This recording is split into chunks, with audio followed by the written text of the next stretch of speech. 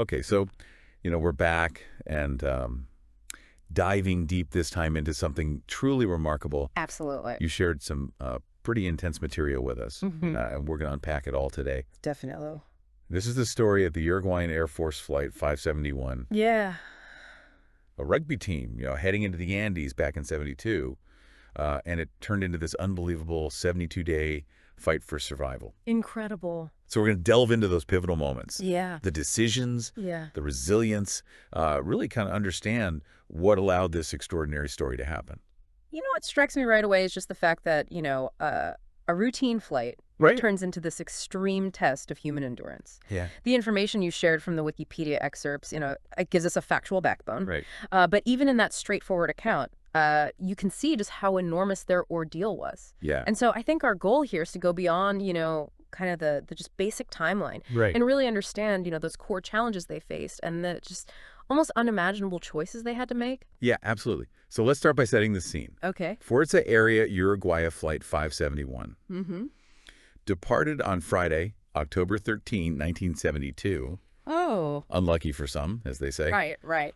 They were flying from Carrasco International Airport in Uruguay to Santiago, Chile. Okay. And this wasn't, just a random group of people. This was a plane full of, um, 45 people, Wow. 5 crew, and 40 members of the old Christians Rugby Club from Stella Maris College on their way to a match. Just the whole team. A whole team. Yeah. And of course, with, flying in mountainous regions, weather was a factor right from the get-go. Of course, yeah. They had to make this unscheduled overnight stop in Mendoza, Argentina, due to bad weather in the Andes. Mm-hmm. And then the following day, still Friday the 13th, they continued on their journey. Oh, wow. And this is where that critical error in navigation occurred with, really devastating consequences. Yeah. The pilot communicated with air traffic control, mistakenly thinking they were over Carico, Right. and began their descent towards Santiago prematurely. Too early. Too early, yeah. Wow. And so it's interesting here when you think about the aircraft they were in and the geography. Mm-hmm. So they had this Fokker Fairchild F-27, Okay. and it had a practical altitude limit of around 29,500 feet. Okay. Now, the most direct route from Mendoza to Santiago would have taken them over peaks that were way higher than that. Oh, wow. So the planned route was south of Mendoza along the Andes, Okay. west through a lower mountain pass, Uh-huh. and then north on the Chilean side Okay. to approach Santiago after they'd passed Curico.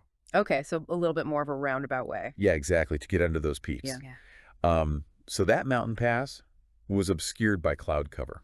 Oh. And so the pilots were really relying on their flight time calculations to, determine their position. Oh, wow. So they're essentially flying blind in a way. In a way, yeah. And tragically, they didn't accurately account for these strong headwinds we were Wow. battling. And those headwinds, significantly reduced your ground speed. Yeah. And meaning they hadn't traveled as far along their route as they thought. Oh, so they were much further back than they thought they were. Exactly. Oh, my God. So this incorrect assumption Yeah.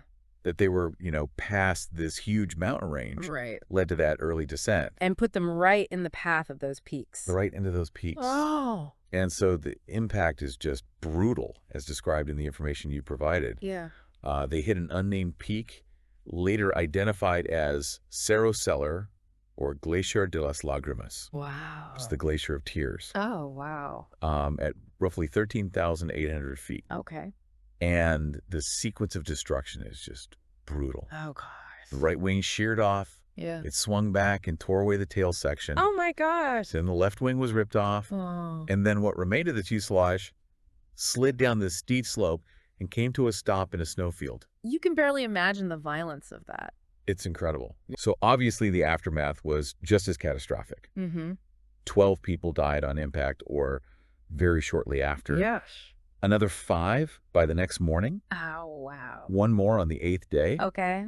That left 27 survivors facing absolutely brutal conditions. Yeah. So now they're stranded in this remote high-altitude environment, exposed to freezing temperatures, Mm. inadequate clothing. Yeah.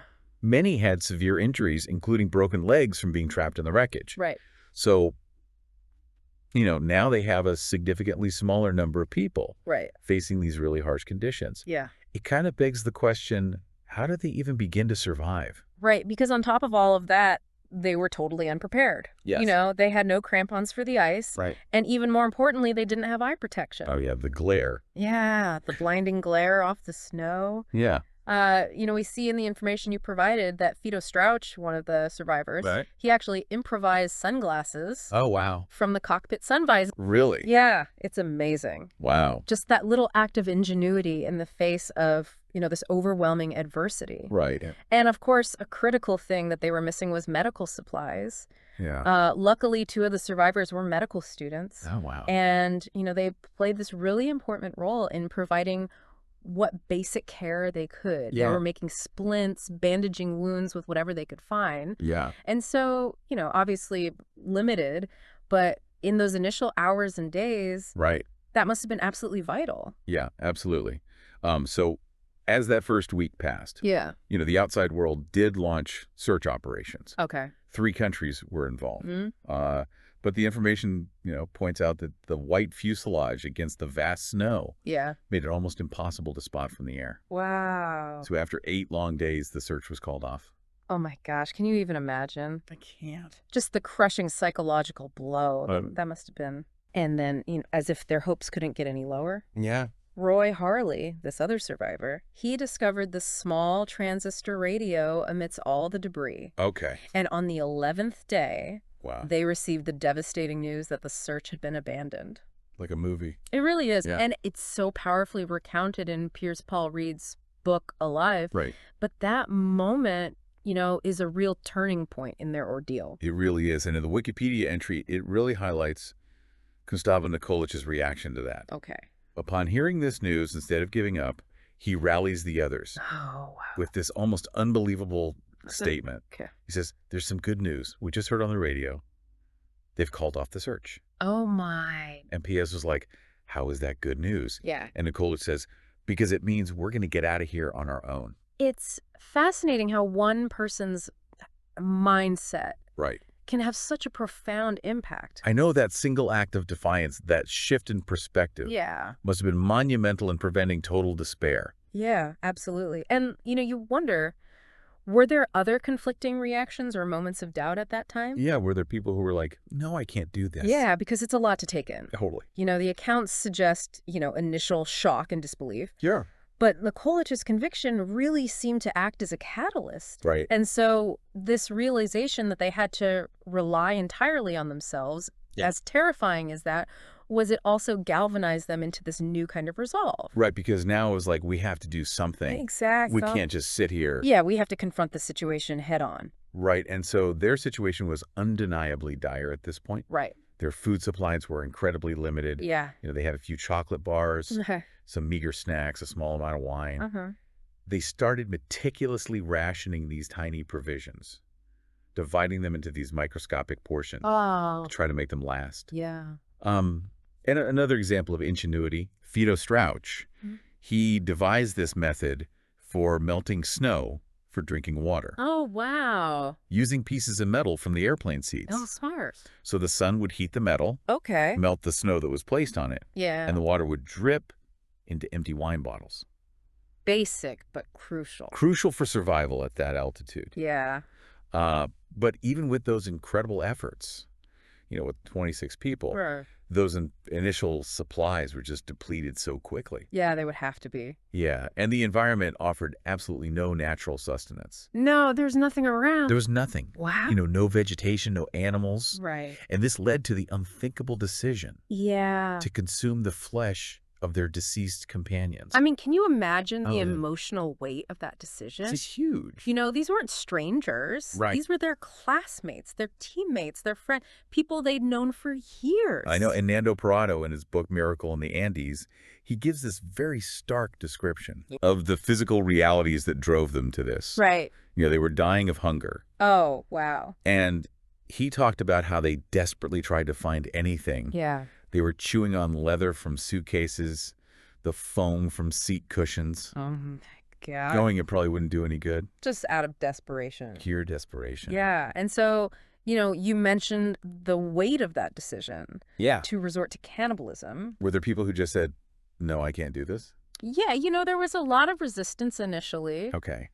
profound moral conflict. Sure. They were deeply religious Roman Catholics, Right. and that concept of cannibalism is a major taboo. Yeah, of course. And so that just added another layer of complexity to the whole situation. Right. But as the days turned into weeks Yeah. and their bodies were starving, Yeah. that instinct to survive, It overrides everything. it really does. And Yeah. it gradually eroded those objections. Some of the survivors even drew parallels to the Eucharist, the Holy Communion, Oh, wow. to kind of reconcile this act with their faith. Oh, interesting. Yeah, so they saw it as a form of spiritual sustenance Wow. in the absence of anything else. That's really interesting.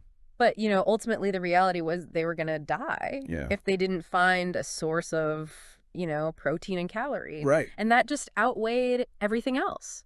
Yeah. Their societal norms, their religious beliefs. It's a powerful illustration of how those extreme circumstances Yeah. force you to reevaluate Total. even the most fundamental taboos. Yeah. So it's like they couldn't get any worse. Right. And then 16 days after the crash, this devastating avalanche hits in the middle of the night, Oh my gosh. buries the fuselage and the survivors under a thick layer of snow. Wow. 8 more people died. Oh gosh. So again, they're dwindling in numbers, and this just must have been a crushing blow to any hope they had left.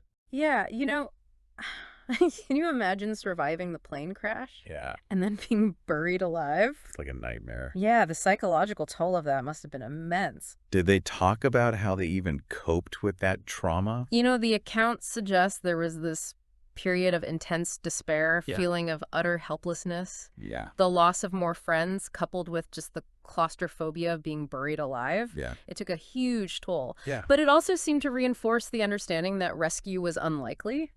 And this, renewed sense of isolation. Yeah. Ironically, it kind of strengthened their resolve. Okay. So they're like, okay, we have to take our fate into our own hands. We Right. need to do this ourselves. Yeah. And they started talking about, a westward trek over the mountains. Right. Because the co-pilot's belief Right. that they were near Curacao, which we know was wrong, Right. that had kind of given them a false hope. Yeah. But this avalanche really shattered any of that. Right. Like, okay, now we're on our own. You have to do this. So this realization spurred several expeditions Okay. by the strongest survivors. Yeah. They were trying to locate the tail section, Right. hoping to find more supplies and maybe their missing friends. Yeah. And those early forays, they did find the bodies of 6 more individuals higher up the mountain. Oh, gosh. But it also highlighted just how difficult this environment was. Of course. Climbing at those altitudes. Yeah. The cold, the risk of being caught out overnight Right. with no shelter. It's incredibly dangerous. Yeah. But despite these challenges, this final expedition group started to form Okay. with Nando Parado, Roberto Canessa, and Antonio Tintin Vizintin. And what was their goal? So initially, Parado and Canessa, they set out on November 15th Okay. to head east, Okay. back in the direction they thought the tail section might be. All right. And tragically, Arturo Noguera, he died that very same day Oh, no. from complications from his injuries. Oh, God. But despite this, they continued on, and they eventually located the tail. Okay. And they found pieces of luggage with some food scraps, a comic book, Oh, wow. some warm clothes, Okay. even cigarettes. Small comfort? Small comforts, but yeah, probably good for morale. Yeah. But crucially, Tintin discovered insulation material Okay. wrapped around pipes in the tail, Interesting. which would later prove to be absolutely crucial. Yeah. And sadly, while they were gone, Rafael Echevarrian died back at the fuselage. Oh, gosh. So they're continuing to lose people. Yeah. But the discovery of the tail section also reignited this hope about the plane's radio. Okay. Immediately after the crash, they tried to use the cockpit radio, Yeah. but it had no power. Right. And the plane's technician had mentioned that the batteries were in the tail, Oh, right. which was missing. Right. And sadly, he had died in the avalanche. Oh, gosh. So when they found those heavy batteries in the tail, Yeah. they made the incredibly arduous decision to try to transport that radio back. Well- And Roy Harley, who had some knowledge of radios, he joined them Okay. for this incredibly difficult trek Yeah. back to the tail and then back to the main wreckage. Right. But despite their efforts over several days, they couldn't get that DC-powered radio to work Oh, no. with what they thought was AC power. Why didn't that work? So think of it like this. Some devices like that radio Yeah. are designed to run on a direct current, Okay. which flows consistently in one direction. That's DC from a battery. Right. Other devices use alternating current, where the flow of electricity constantly reverses direction. Okay. That's AC, like what comes out of a wall socket in your house. Right.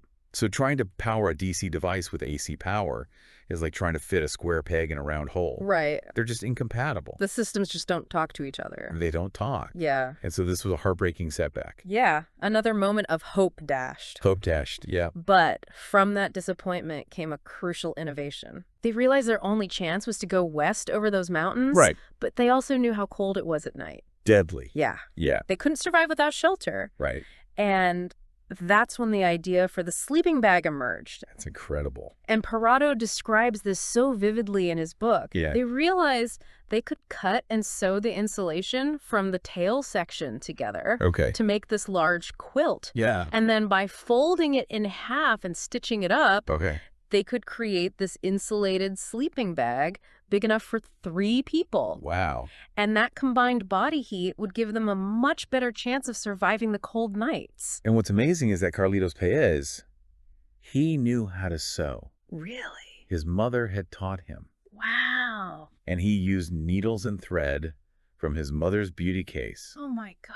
which had survived the crash. Wow. And he took on this huge task. Yeah. And he even taught the others how to sew Oh, wow. because they needed to get this done. Yeah. And the information you shared mentions, Coche, Gustavo Zorbino, and Fido Okay. as becoming the most skilled Wow. and the fastest seamsters. So a random skill Right. learned in everyday life. Becomes literally life-saving. Exactly. Yeah. It's amazing. So the completion of the sleeping bag sadly coincided with another loss. Numa Turcati, who had been weakening, Yeah. he died on December 11th. Oh, gosh. And this loss convinced Roberto Canessa Mm-hmm. that the westward trek was their only option. Right. So the next day, December 12th, Okay. Parado, Kessa, and Vizintin set off westward. Wow. And the day before they left, in this incredibly poignant act, Yeah. they created a large cross in the snow using pieces of airplane luggage. Just a reminder Yeah. of those they'd lost and a signal of hope. Yeah, absolutely. Wow. So their trek begins December 12th, Okay. almost 2 months after the crash. Wow. Parado, driven by this will to survive Yeah. and the hope of finding his family, Mm. he takes the lead. Yeah. And he's setting a pace that the others struggle to keep up with. Right. But that makeshift sleeping bag, Yeah. it allows them to survive those nights. And on the 3rd day of the trek, Yeah. Parado reaches this summit Okay. and he sees more mountains. Oh, gosh. Not the gentle slopes of Chile he was hoping for, Right. but amidst those mountains, he sees this Y shape Okay. and he thinks, maybe that's a way out.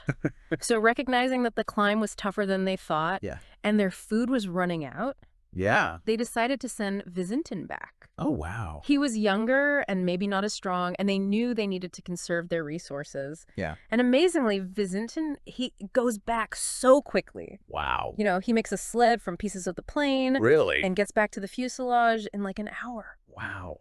And while this is happening back at the wreckage, Yeah.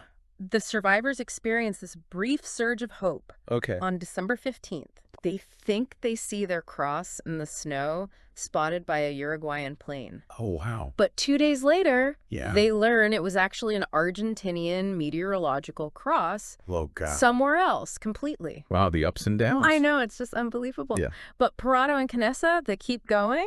They don't give up. No. And after several more days of climbing, Yeah. they finally reached the snow line, Oh, wow. which meant they were descending. Yes. And on December 18th, Yeah. they see this incredible sight. What? Rivers, forests, and even cattle grazing Wow. civilization. They must have been so relieved. Oh, absolutely. And that night, as they were resting, Yeah. Canessa sees what he thinks is a hallucination. What? A man on horseback. No way. Across the river, Oh my gosh. he calls out to Parado, Yeah. who's gathering wood. Right. And this is their encounter with Sergio Catalan. Right. And the Chilean Hosso? Yeah. That's become a legendary part of this story. It really is. Separated by the river. Yeah. They desperately try to communicate. Yeah. And Catalan just says, mañana. Tomorrow. Yeah. Oh gosh. But they persevered. Yeah. And they attached a note to a stone explaining everything. Wow. Threw it across the river. And he got it. He got it. And he understood. He'd understood. Wow. and he went for help. Oh my gosh. And so the next day, Ugh. December 22nd, rescue helicopters arrived, Wow. carrying Parados rescuers and 2 Andean mountaineers. Wow. They airlifted the 6 survivors, who were in the worst condition, Okay. and the news spread like wildfire. Of course. Wow, globally. Everyone was talking about it. I know, and a second helicopter arrived the following day Yeah. to get the rest. To bring everyone to safety. Yeah, and the relief must have been just overwhelming Oh, absolutely. for everyone. Yeah. And the information you shared talks about how they received treatment in hospitals in Santiago Mm. for all kinds of things. Yeah, they had altitude sickness, Yeah. dehydration, frostbite, broken bones, scurvy from lack of vitamins. Malnutrition. Yeah, after 72 days. 72 days. It's amazing they survived. And so in the immediate aftermath, Yeah. they actually told a fabricated story Really? about surviving on cheese they had found. Oh, wow. Why did they do that? They were trying to shield their families from the truth Oh. until they could tell them themselves. Oh, that makes sense. Yeah. But leaked photos and sensationalized stories started coming out. Oh, so they couldn't keep it under wraps? No. So they had to address it publicly. They did. Wow. And they held a press conference Okay. on December 28th at their school, Stella Maris College. Wow. And there they told the whole story, The full truth. the full truth. Wow. And in the years that followed, several of them collaborated on books, including Alive Right. and films. Yeah. And they even have a website dedicated to sharing their experiences. Wow, that's amazing. Yeah. And, in a final act, Yeah. a rescue team returned to the crash site to bury the remains of those who died Oh, wow. under a pile of stones Yeah. marked with an iron cross. It's powerful. It is. And they burned the wreckage of the plane to Really? deter sightseers, Wow. just kind of preserve the sanctity of the site. Yeah. So as we conclude this deep dive, what are the core takeaways for you? You know what stands out to me is just the resilience of the human spirit, Yeah. the will to live in the face of unimaginable adversity, Right. the decision-making they had to do under extreme pressure. Right, from the rationing. Yeah, to the unimaginable choice they made to survive, Right. the ingenuity, Right. melting snow, Right. the sleeping bag, Yeah. and ultimately the triumph of the human spirit. That's incredible. You know, that initial spark of defiance from Nikolic. We're going to get out of here on our own. Exactly. It's incredible. Yeah. And those moments of insight, those aha moments, Yeah, they're so powerful. they really are. The batteries being in the tail section, Yeah. the realization about the DC radio, Mm-hmm. the idea for the sleeping bag, Yeah. and as you said in Kolic's words, just shifting the It dynamic. basically changed their approach. Yeah. It's amazing. And, how does this story connect to the bigger picture? You know, for someone like you who's seeking knowledge, Right. it offers these profound perspectives on survival. Beyond just the physical. Right. It's about emotional and psychological resilience. Right. It's about leadership in desperate circumstances. Right. And just that human will to live. And Mhm. even though they faced overwhelming odds, Yeah. it was their actions. That made the difference. Exactly. That's incredible. And so as we bring this deep dive to a close, Yeah. here's something for you to consider. Okay. Knowing the reality of their situation, Yeah. what element from their experience Mm-hmm. do you find most thought-provoking? Okay. Whether it's ingenuity, a shift in mindset, or an act of courage. Okay. When you consider challenges you might face? Think about the power of human adaptability and the strength we find in collective effort, Even in the darkest of times. even in the darkest of times. It's an amazing story. Truly incredible. Yeah. Okay, well, thanks for sharing this with us. My pleasure. We'll see you next time for another deep dive. Sounds good.